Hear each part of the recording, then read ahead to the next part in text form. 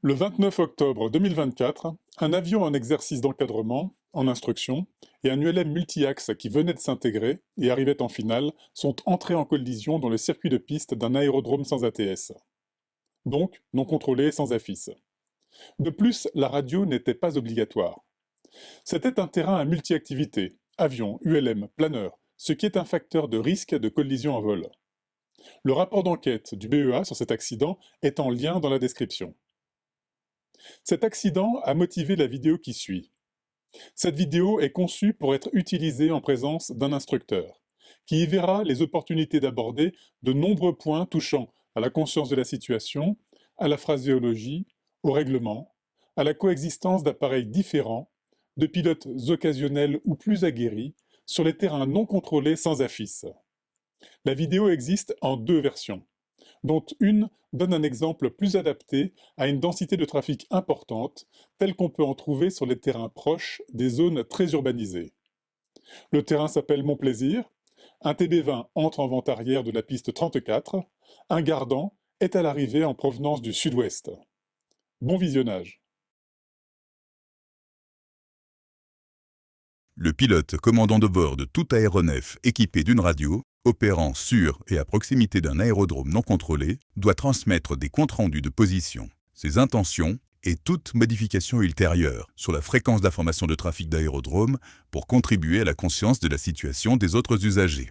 À l'arrivée, avant de s'intégrer, en vente arrière, en base, en finale, lorsque la piste est dégagée, sur l'aire de trafic. Au départ, avant de se déplacer sur l'aire de trafic, au point d'attente, avant de pénétrer sur une piste, une fois aligné avant de décoller, lorsqu'il quitte la circulation d'aérodrome. Les communications doivent être à la fois claires et concises.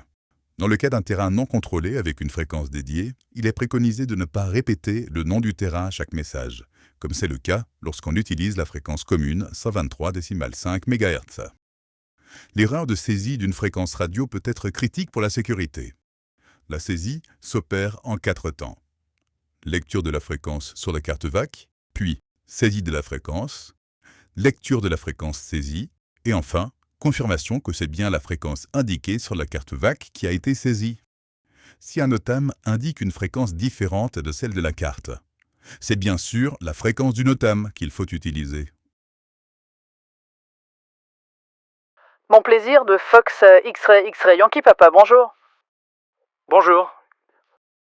Fox Yankee Papa, un Gardan en provenance du sud-ouest à 2500 pieds, à destination de Montplaisir, estimé à 12,34. Je rappellerai à 3 minutes de la verticale pour intégration. Y a-t-il quelqu'un sur la fréquence? Bonjour. Affirme. Le Novembre Yankee, un TB20 en vente arrière gauche, piste 34, en tour de piste. Je rappellerai en étape de base. Bien reçu, merci. Gardan Fox Yankee Papa. Le TB20 Fox Novembre Yankee, étape de base, piste 34. Je rappellerai en finale pour un toucher. Le Gardan Yankee Papa à 3 minutes de la verticale terrain à 1600 pieds. Je rappellerai pour intégration. Le TB20 Novembre Yankee en finale pour une option. Je rappellerai en vente arrière, piste 34. Le Gardan Yankee Papa, vertical. Je vais rejoindre la vente arrière, piste 34. Je rappellerai en vente arrière, numéro 2. J'ai visuel sur le TB20 en courte. Le TB20 Novembre Yankee en vente arrière, piste 34. Je rappellerai en base. Le Gardan Yankee Papa en vente arrière, piste 34. Je rappellerai en base.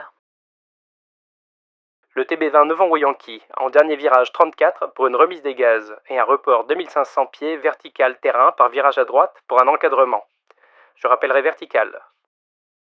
Gardan Yankee Papa en étape de base 34, je rappellerai en finale. Gardan Yankee Papa en finale 34 pour un toucher, je rappellerai en vente arrière.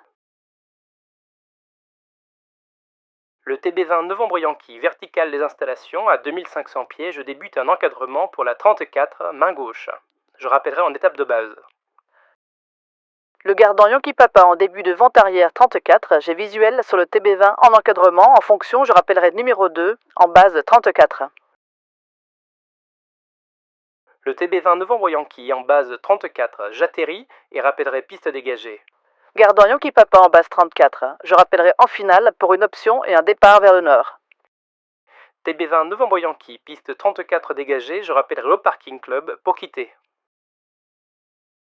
Gardant Yankee Papa en finale 34, je rappellerai en sortie de circuit vers le nord pour quitter.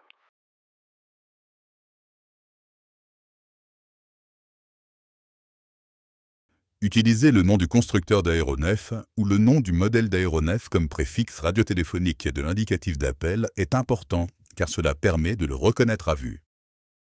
Solliciter une info est possible et même recommandé pour lever tout doute. Évitez d'appeler un aéronef par son indicatif, sauf si nécessaire et s'il y en a plusieurs du même type. Dites plutôt TB20, confirmé? Ne mettez jamais de pression, tous les pilotes n'ont pas la même aisance. Et ouvrez l'œil. Yankee Papa en sortie vers le nord, je passe à 1700 pieds vers 2005 et je quitte la fréquence. Au revoir, bon vol.